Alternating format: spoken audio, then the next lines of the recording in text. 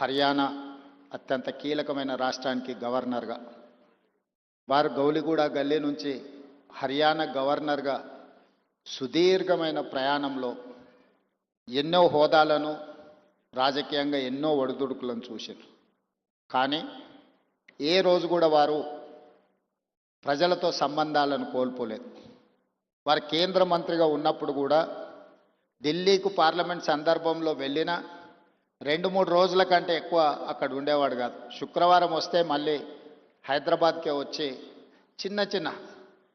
చిన్న shop local corporator కూడా ప్రారంభోత్సవానికి రావడానికి వెనక ముందు చేస్తే పెద్దలు దత్తాత్రేయ గారు వచ్చి చిన్న గల్లీలలో పాండప్ప కూడా పేదవాడు ప్రారంభించుకుంటున్నంటే దత్తాత్రేయ గారు వచ్చి ప్రారంభించేవాళ్ళు.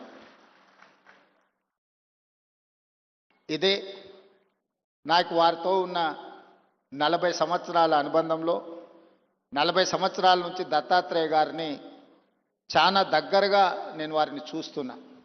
ఇంతకుముందు రాణి రుద్రమ్మ గారు చెప్పినట్టు దత్తాత్రేయ గారి కుటుంబంతో, పెద్దలు కిషన్ రెడ్డి గారి కుటుంబంతో నాకు చాలా సన్నిహిత సంబంధాలు ఉన్నాయి. అది అందరికీ తెలుసు.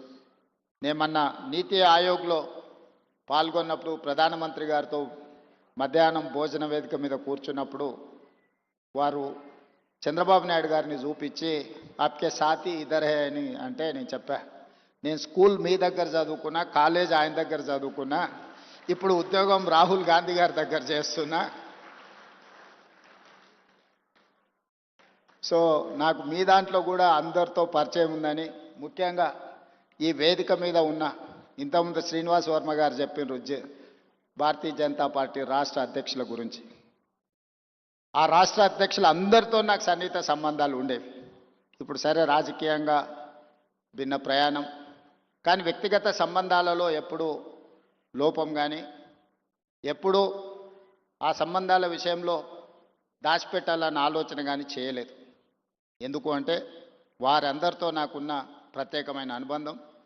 ఈరోజు తెలంగాణ రాష్ట్ర ముఖ్యమంత్రిగా మా మంత్రివర్గ విస్తరణ కార్యక్రమం ఉన్న మంత్రివర్గ విస్తరణ కార్యక్రమం చూసుకొని మంత్రివర్గ ప్రమాణ స్వీకారం చేసిన మా మంత్రులను కూడా మళ్ళీ రేపు కలుద్దాము.